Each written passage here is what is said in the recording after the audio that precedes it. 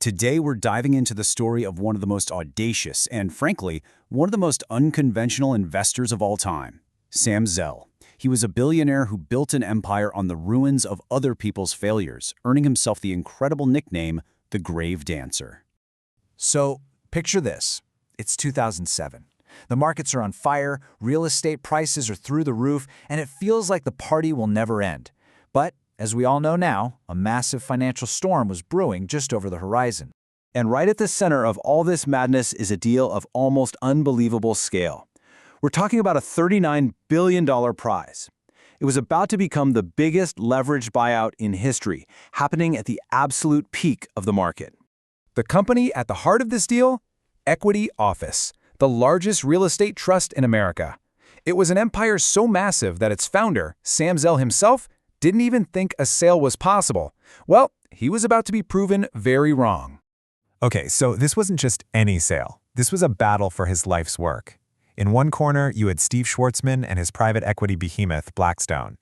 In the other, the real estate giant Vornado. And Sam Zell was right there in the middle of it all. The bidding just got more and more intense. Blackstone's plan was simple: buy Zell's company, chop it up, and flip the pieces for a quick profit. But Vornado, they came to the table with something else entirely. They promised to keep his company, his legacy, whole. So the choice was pretty stark: take the biggest payout or try to preserve the empire he'd built. But to really get a handle on the man making this monumental decision, you've got to understand where he came from. See, Sam Zell's story doesn't start in some fancy boardroom. It starts with a desperate escape for his life.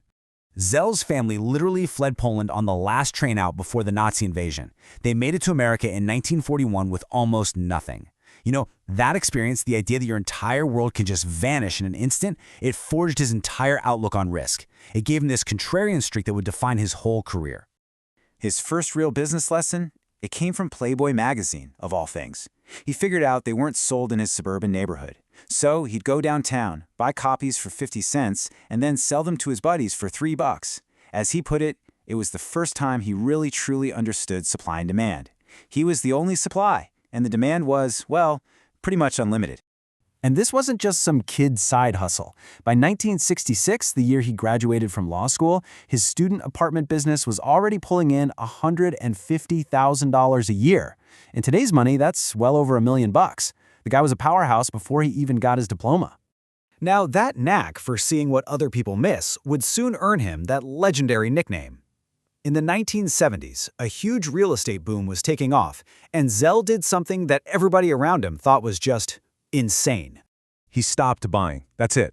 While everyone else was piling into the market, fueled by easy money from these new things called REITs, or real estate investment trusts, Zell saw a bubble. He saw an overbuilt market. So he just stepped away from the dance floor and waited. And this timeline just shows his genius perfectly.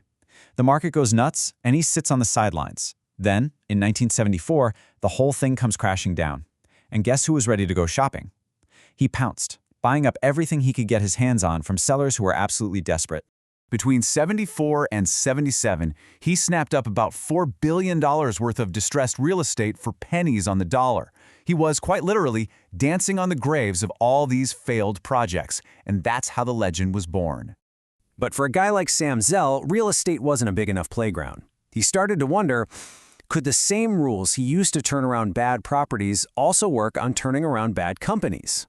And that was the question. So simple, but so powerful. It's what pushed him into the world of corporate takeovers in the 1980s. He stopped seeing himself as just a real estate guy. He saw himself as a good businessman, period. And he was about to prove it. His strategy was on full display with the bankrupt company ITEL. First, the board just dismissed him. So what did he do? He launched a hostile takeover to get control. Classic Zell. Once he was in charge, he sliced away all the fat, selling off the weak parts of the business. Then, he found the crown jewel inside the company, a really profitable railcar leasing business, and he went all in, buying up rail cars at a huge discount right before the market bounced back.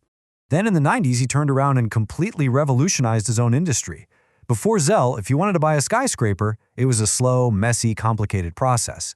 He championed this idea of packaging properties into REITs, which basically turned physical buildings into stocks that anyone could buy and sell on the open market. It was genius. And his own company, Equity Office, went public as the biggest real estate portfolio in the entire world, with over 32 million square feet of office space. And yeah, this is the very same company that was at the heart of that record-breaking bidding war we talked about at the beginning. So Zell sells Equity Office to Blackstone at the absolute tippy top of the market. An incredible win. But in that exact same year, he made another huge bet. And this one, well, this one would become his most famous failure. He bought the Tribune Company, a massive media conglomerate. He knew it was risky, so he planned for a 6% drop in revenue each year, which was double the worst decline they'd ever seen.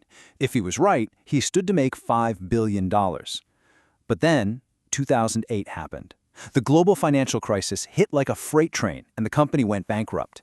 And here's the crazy part. Even after losing over $300 million of his own money, Zell stood by the decision. Why? Because for him, the process was right. When he made the deal, the risk-to-reward ratio made perfect sense. The outcome was terrible, but the decision, in his mind, was sound. And that really just sums up his whole philosophy. Be a contrarian. When everyone's greedy, be fearful. And when there's blood in the streets, it's time to buy. Keep it simple. It all comes back to supply and demand. And most importantly, judge your decisions on the process, not the outcome. For him, the money was never the point. It was just how you kept score in the game. And this really leaves us with the big question that defines Sam Zell's entire legacy. Is a decision smart because the logic was sound when you made it? Or is it only smart if you end up winning? That's a question that every single one of us, whether we're investors or not, has to answer for ourselves.